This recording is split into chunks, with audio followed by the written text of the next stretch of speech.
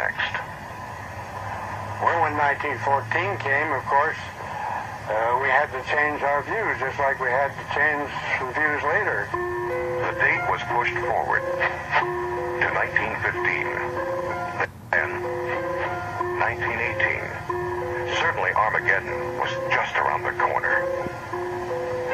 But in 1916, Charles Taze Russell died, sick, weary, and disappointed. A massive stone pyramid stands today at his gravesite as an embarrassing reminder of his false prophecies. Through hard-fisted, inside political manipulation, Joseph Franklin Rutherford, a Missouri lawyer who had given himself the title of judge, became the second president of the Watchtower Bible and Tract Society in 1917.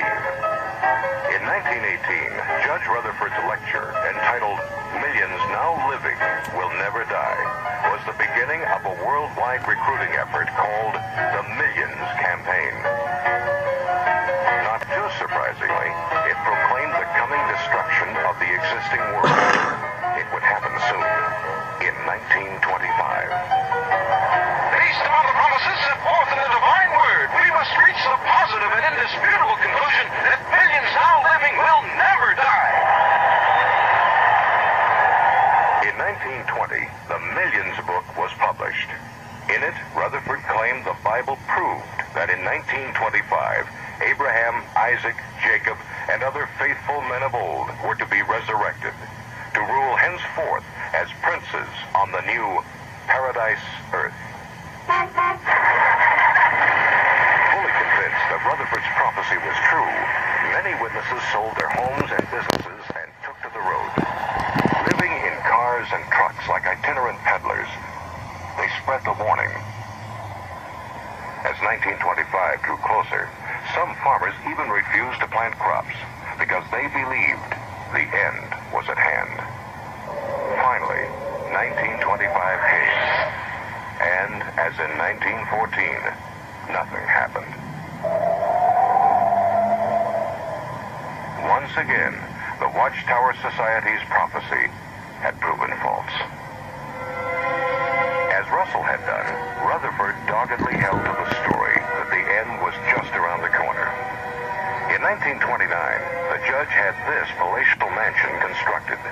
It was deeded to Abraham, Isaac, and Jacob, so they and other ancient worthies would have a place to live when they were resurrected. Located in an exclusive district of San Diego, it was given the name Beth Sarim, Hebrew for House of the Princes.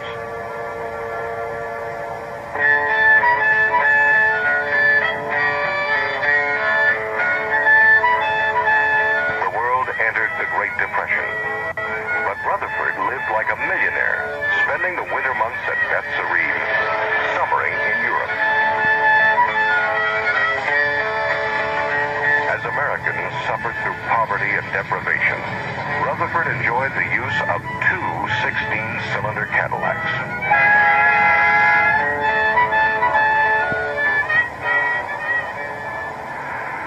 Under Rutherford, the Watchtower Bible and Tract Society became a well-oiled corporation. New books, literature, and tracts poured forth in a flood to be sold door to door by faithful witnesses. He drove his followers to labor hard for the Lord. He advised young couples not to marry, but to put all their energies into proclaiming the kingdom. Even portable phonographs were utilized at the doorstep. Because the people have been induced to believe that Christianity and religion are the same thing. Around the world, zealous witnesses paraded in front of churches on Sunday mornings, bearing placards with the slogan, "Religion is a snare and a racket."